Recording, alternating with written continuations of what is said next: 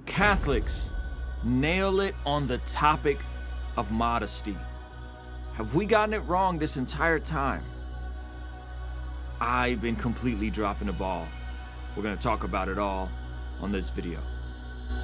Ruslan. This is not going to be a video getting into the minutia of what Catholics believe about church history, the papacy, the Pope, all those kinds of things. This is going to be me reacting to a specific video that was sent to me over DM by someone who saw the discussions we've been having on this channel. And if you guys didn't know, I tend to respond to a lot of my DMs on Instagram, and I appreciate the conversation. So this was sent to me kind of in response, giving me some better context of some of the things we've been talking about on this channel with regards to the Paula Morgan, Alan Parr debacle. So we're gonna react to this video. I'm gonna give you guys some of my thoughts on this topic that I think is very essential, and give you a couple Bible verses about modesty. Let's jump right in. So this is a channel called Pints with Acquaintance. Now, this is a channel I've actually been following for a while. Also, another channel called Council of Trent that's went back and forth with Mike Winger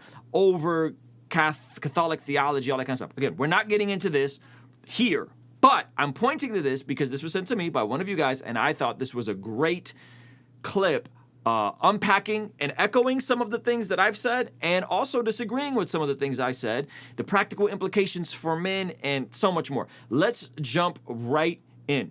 Because like literally for thousands of years, the whole problem of lust has been blamed on the woman, the body of the woman. It's your outfit. You're the woman caught in adultery. You're the seductress. But you really think it through, what's the cause of robbery? Is the cause of robbery the presence of jewelry in the window of the store, or the presence of greed in the heart of the robber? Let's keep going, because it gets better. Oh, gosh, that's fantastic. And so great line. Jewelry doesn't cause a robbery.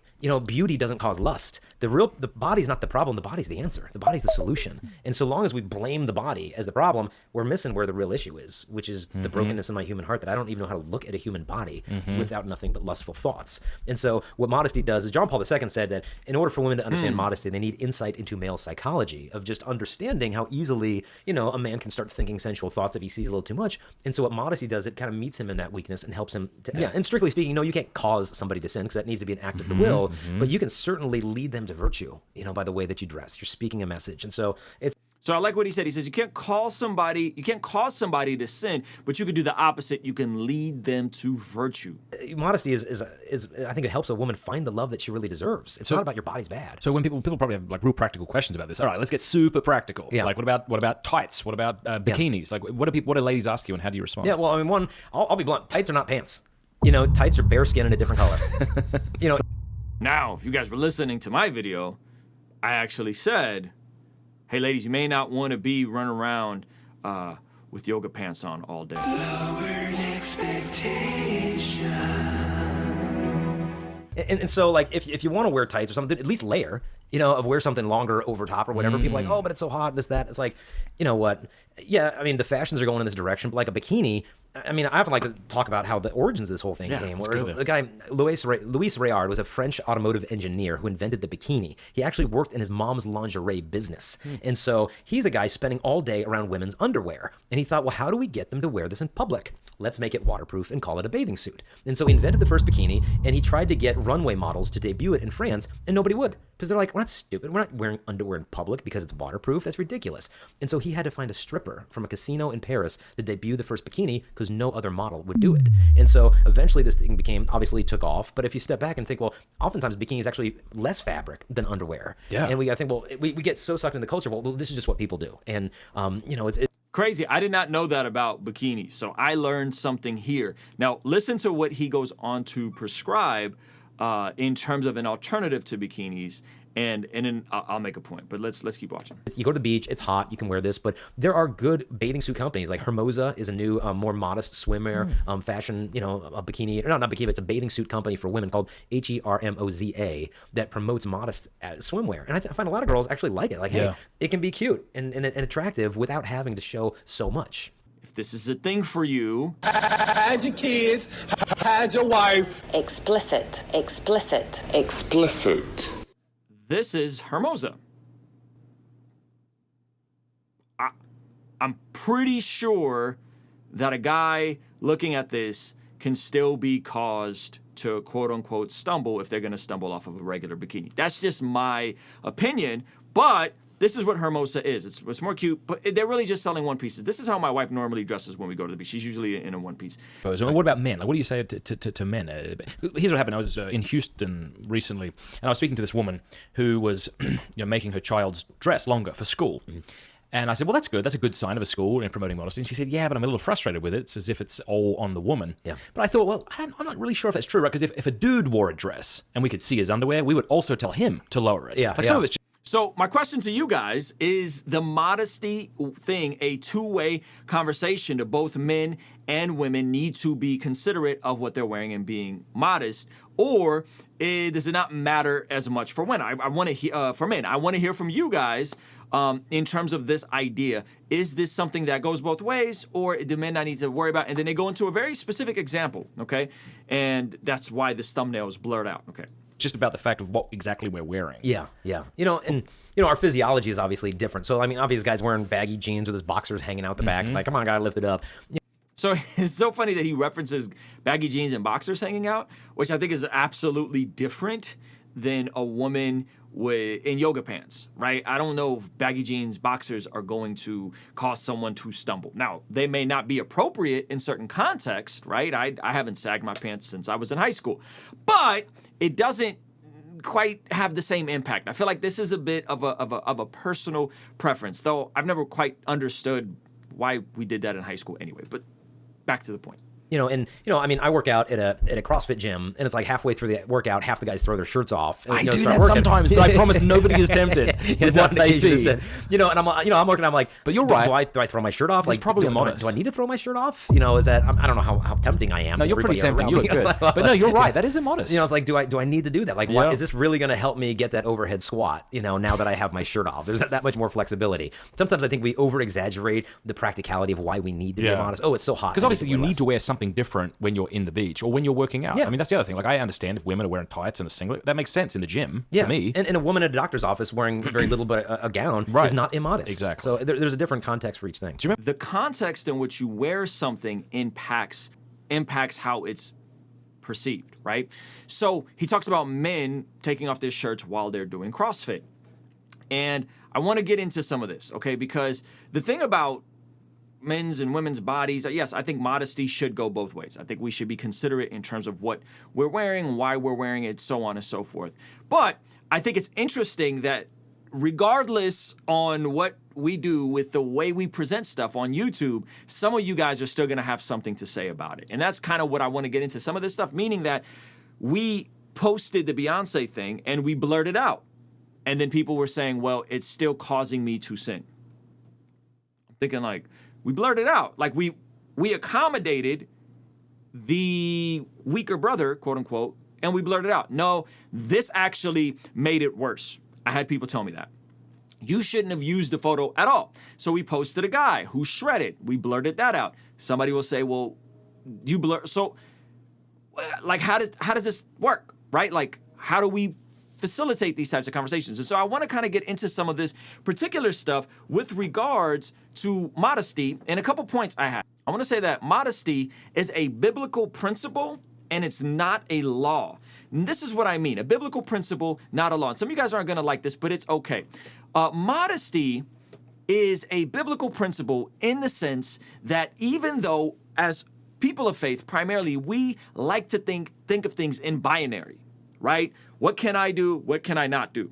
Okay? Where can I go? Where can I not go? And there are absolutely binary black and white things in the Bible. Adultery, murder, lust, always bad. But when it comes to something like modesty, this is a principle and a virtue to guide us by, not a black or white law. Okay? And in fundamentalism, like to make everything a black and white law. Postmodernism, which is the culture today, likes to make everything up for interpretation, right? Oh, well, is that a baby in there or is that not a baby in there? Well, is it killing or not? Right? Everything is whatever you feel like is on the inside. But the Christian and the religious person does the opposite, not the Christian. The religious person does the opposite thing. They go to the other extreme where everything is black and white. And people ask me this all the time, do you think the Bible is the word of God? And I say, absolutely. I say the better question is, how much of the Bible do we take literally? When Jesus says, pluck your eye out if it causes you to sin, do you take that literally? No, it's hyperbole. Do you take everything in the Bible literally? No, you don't. You take things in context and you understand what literary devices are being used. And in the scriptures, there's multiple literary devices. There's more than in our language, okay? So here's an example of this. Some of you guys are gonna be like, no, Ruslan, you gotta take this literally. I don't think so. Here's a verse about modesty. 1 Timothy 2:9. Likewise, also that women should adorn themselves in a respectable apparel. Amen. We're all like, yes, respectable apparel with modesty and self-control, not with braided hair and gold or pearls or costly attire. So, the first part of this verse, we would all be like, amen. Absolutely. The second part of this verse, how many of you guys are taking this literally? How many of you guys are taking this literally? Honest question. How many of you guys now think that Paul is literally telling women throughout all time to never braid their hair and to never wear gold or pearls or costly attire? Honest question. So, ladies, no wedding rings for you. No diamonds for you. Don't be upset if somebody proposes and they get you a little rinky-dink ring, right? No braided hair? Really? That's what you think that means? This is what I mean by it's a principle and not a law. This does not say that women throughout all of history are not allowed to wear gold, and what is costly attire? What does that mean? How costly? In what context? Based on what income, right? So if you're okay with saying, okay, I'm not gonna have braids ever, and I'm never gonna have a wedding ring that's gold or platinum, and I'm never gonna wear costly attire. I don't know what that actually means. You only gonna shop at the thrift store and the Salvation Army? I don't know what that means, right? So let's look at another verse. 1 Peter 3:4. Do not let your adorning be external. Amen.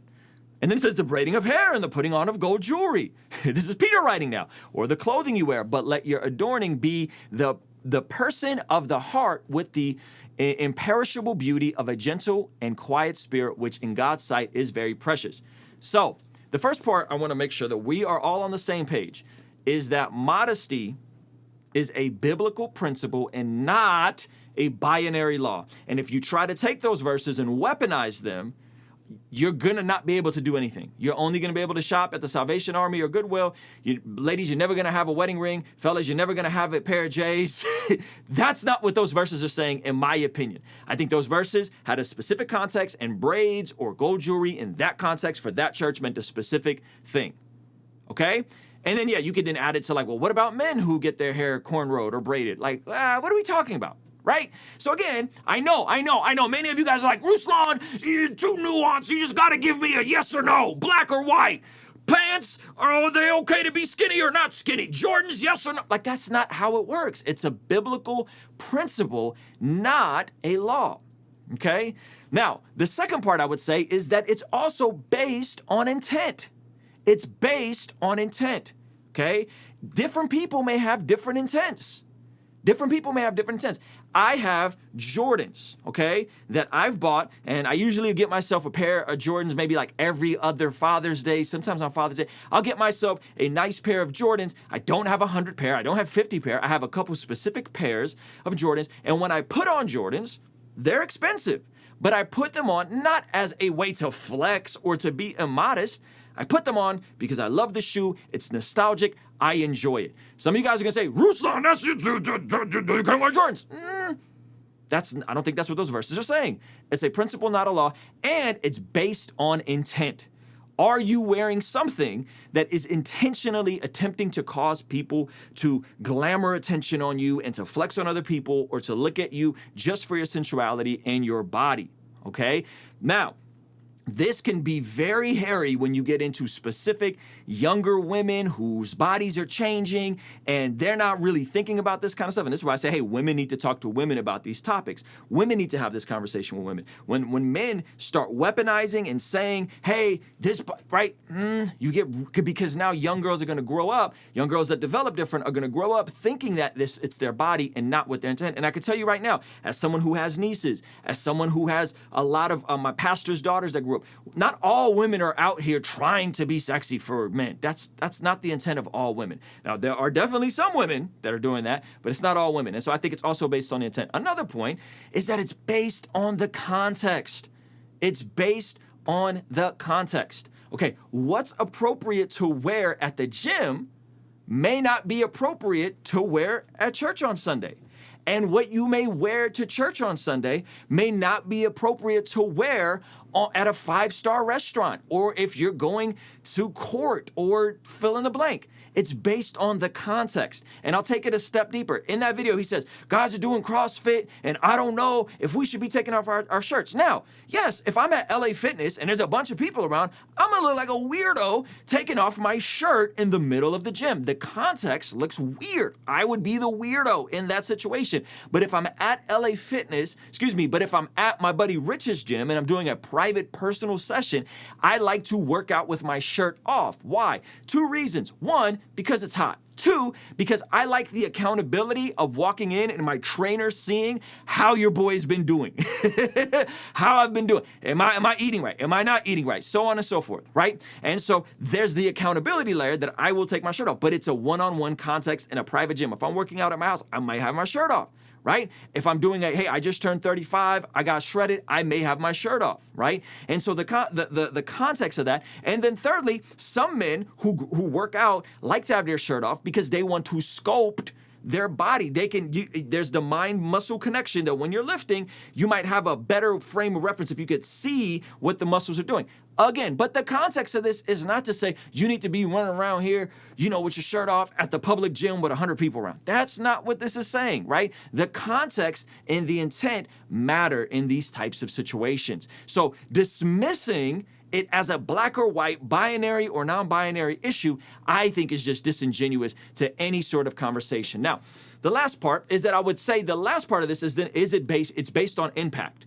Because if you just jump out the window and you show up to church in flip-flops and no shirt on with board shorts, you may have not been meaning to do anything by it, but it may have a negative impact. And I think collectively we can say, hey, how does this impact people in this context, and is it appropriate, right?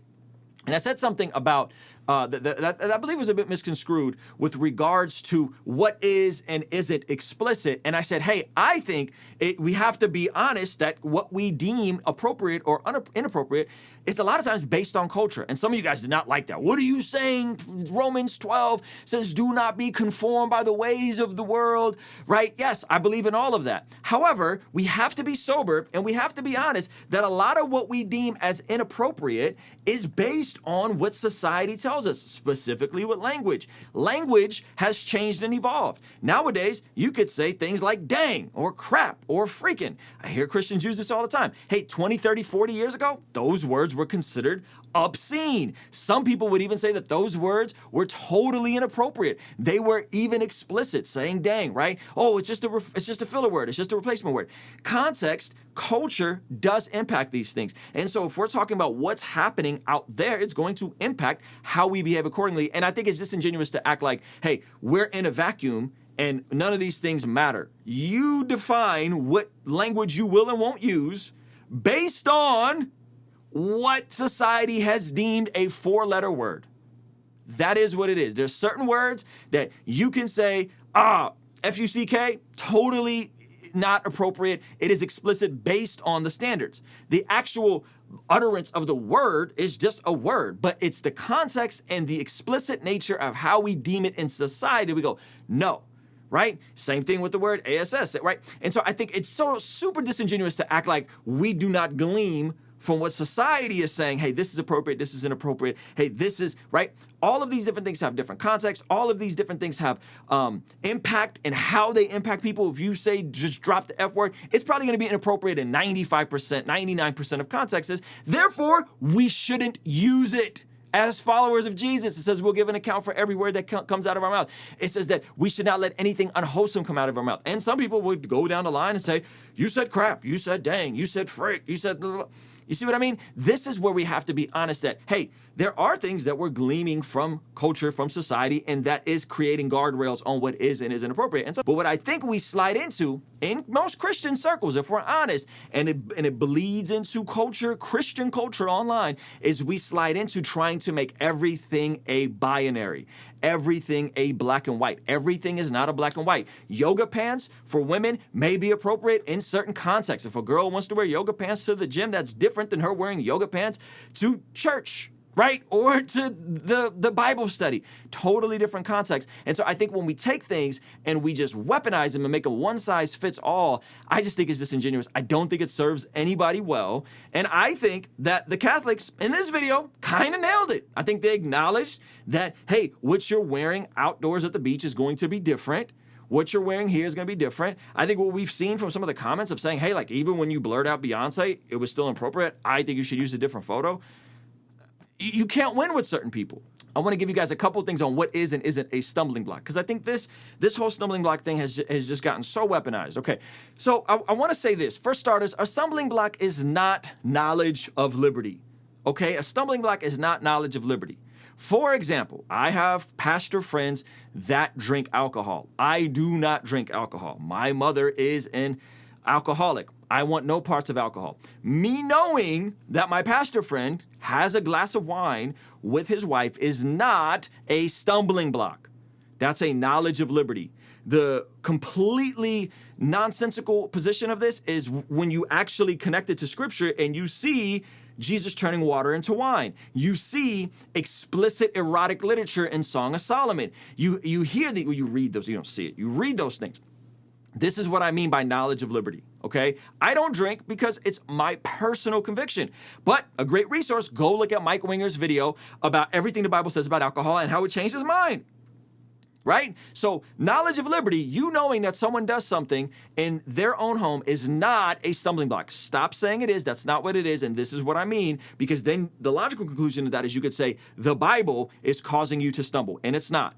But if you're a young guy who's single, you probably shouldn't read Song of Solomon. You're probably going to hear some and read some really erotic stuff. Now, let's keep going. The next part is preference, okay? In that video, he said that I don't like it when, or he didn't say I don't like it, he said men showing their underwear when their pants are sagging. Okay, that's a preference thing. You don't like folks wearing baggy pants. You don't like certain hairstyles. You don't like this. You don't like that. That is a preference thing. That's not a stumbling block. Okay, that is not a stumbling block. There is a difference between you having a personal preference against something, a genre of music, a style of dress, so on and so forth, and an actual stumbling block. Okay, so the last part is that something that makes you uncomfortable is also not a stumbling block. Something that makes you uncomfortable is not a stumbling block.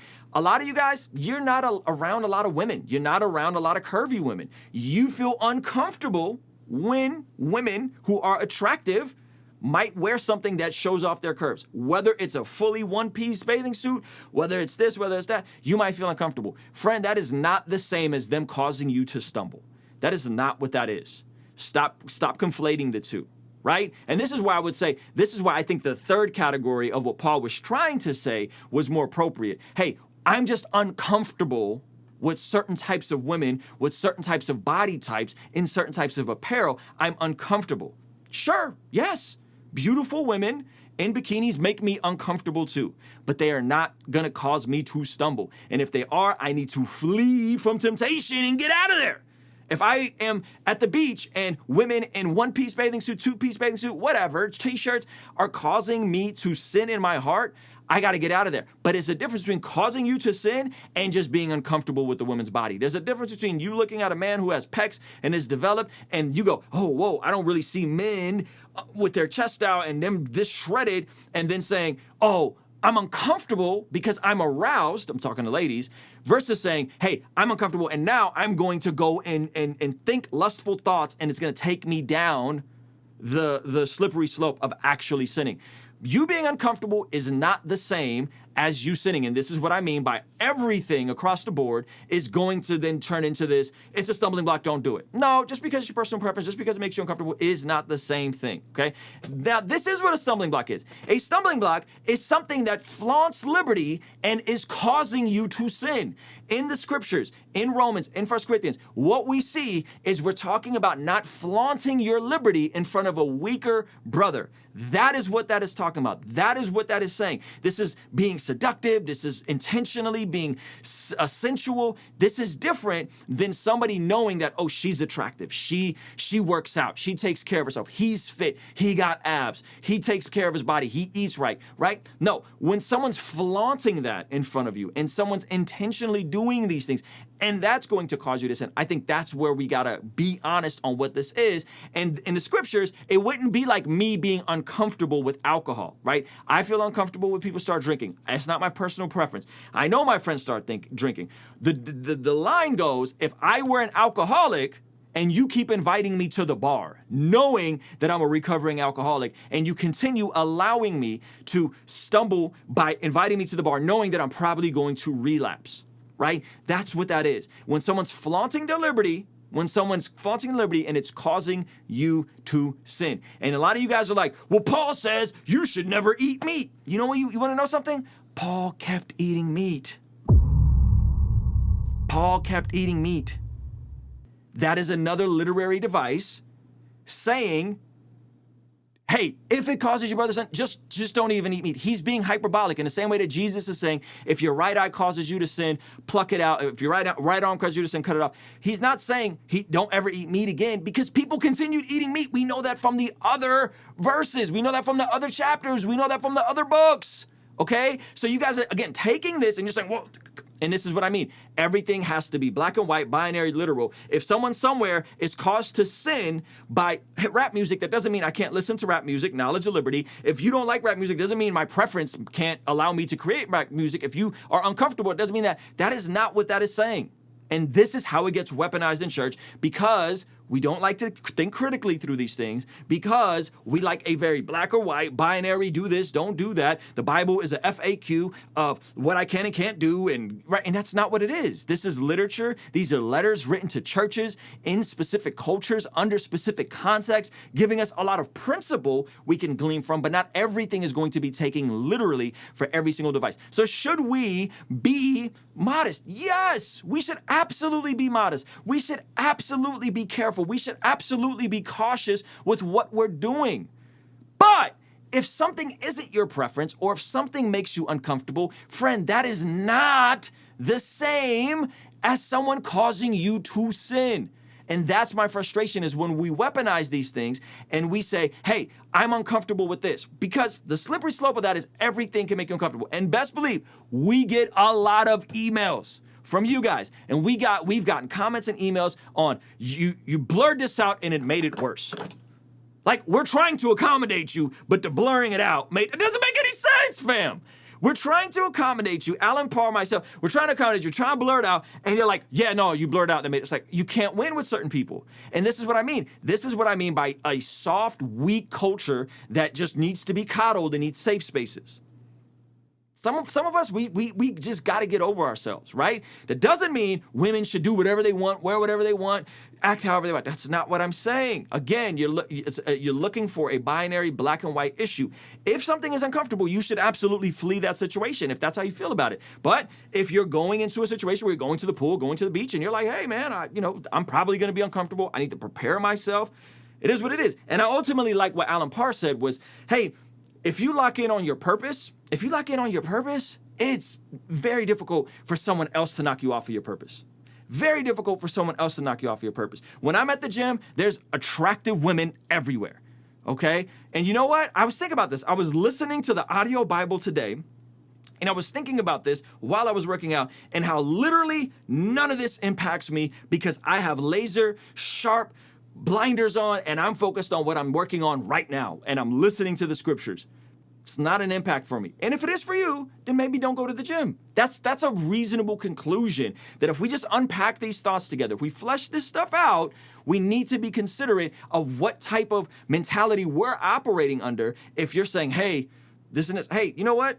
I can lock in. Most of these things don't impact me. Maybe I'm special in that way. Maybe I've had advantages of having beautiful women around me and seeing women grow up and seeing women more as daughters and sisters and nieces and less like objects. Maybe that's just me. But let's not pretend that everyone around here is being caused to stumble. Just because you're uncomfortable with something doesn't mean that it's a stumbling block. Should we be considerate of other people? Absolutely. But if I wear my pair of Jordans and you're like, bro, I've had a rough year. Your pair of Jordans caused me to stumble. Fam, no, they didn't. Stop it. That's not what that's saying. For everything in the world, the lust of the flesh, the lust of the eyes, and the pride of life comes not from the Father, but from the world. So there's three things here, okay? The lust of the flesh, sensuality, selling someone something sensual, sex, these types of things, right? The lust of the flesh, the lust of the eyes, and the pride of life. These three things are of the world. They do not come from God. They do not come from God. And I want us to be careful because, yes, the world is going to usually package things around these two things: lust of the flesh, lust of the eyes. Lust of the flesh is pleasure. Lust of the flesh is drugs, alcohol, dopamine releases, right? And then it says the lust of the eyes, which is going to be sexual things. The last part, though, this is where I think we get mixed up. The last part is the pride of life. The pride of life. The pride of life is the need to be right. The pride of life is the need to be certain about everything, okay? And don't get confused that what a lot of people are selling you and what Christians and some Christian folks are selling you is the need to be right. You need to be right, and you need a binary, and you need a black and white approach to everything. And if it's not up to your preferences, they're wrong, you're right. This is a lot of what's happening in politics. We're gonna dunk on people that we disagree with. This is a lot of what's happening in very hyper-conservative circles, is there's a need to be right, and that, friends, is not from God. That, friends, is from the world. That mentality, that binary, black and white, I have all the answers, everything is a sin issue, versus what's the principle here that we could extract. If you are going into every conversation with the need to be right, with the need to say, this is how it is, and that's it, it's cut and dry, that may seem very appealing. And the personalities that are winning in a lot of these situations are very certain everything is how dare, right? And that stuff, and especially with a fatherless generation, this is why we're seeing guys like Andrew Tate and all these guys blow up. Why? Because they're speaking with the absolute and a certainty of everything. Everything is this way and the world is this way. And when this type of thinking creeps into church and we're missing principle and we're missing context and we're missing intent, okay, this is very, very, very dangerous, and a lot of Christians slide into this, and you're not even understanding how worldly it is. Based on the theology you form, based on the political views you hold, based on the way you approach nuanced conversations, based on the way you speak of out groups versus in groups, you needing to be right all the time, that's not of the Lord. That's not of God. You needing a black and white answer to every single thing. Yoga pants, yes or no? Skinny jeans, yes or no? Jewelry, yes or no? Jordans, yes or no? Bikinis, yes or no? We should be considerate, but don't get it twisted that a lot of folks on these platforms are peddling something to you as a need to be certain about everything. And again, as I talked about it earlier, in the spectrum of what we talked about with fundamentalism, black and white, everything is right or wrong, versus, hey, everything is open to interpretation and it's your truth versus my truth and it's your reality and whatever you feel on the inside. There's a balance there. There are some things that are absolutely right or wrong. Certain things that are absolutely right or wrong. Adultery, fornication, murder, absolutely right or wrong. Other things, they're going to be a bit more nuanced. They're going to be more prescribed to the situation, the context, and who's doing it, why is it happening, what's going on. And some of these things, we have to consider what's the source, what's the context, what's happening, what was the greater good, what was this person's intent? Was Alan Parr's intent to cause a bunch of men to stumble? No. Okay, so maybe it was a wisdom issue. Okay, let's call it that. It was a wisdom issue. Maybe that wasn't a wise decision, but don't say, you're wrong. That's what I mean by that pride of life. That's that pride of life. That's that I need to be right, you need to be wrong. okay? So those are my thoughts on this whole thing. Let me know what you guys think. If you guys want to see the original video that I did reacting to Alan Parr, and when Alan Parr called in, you can check these out right here. Peace.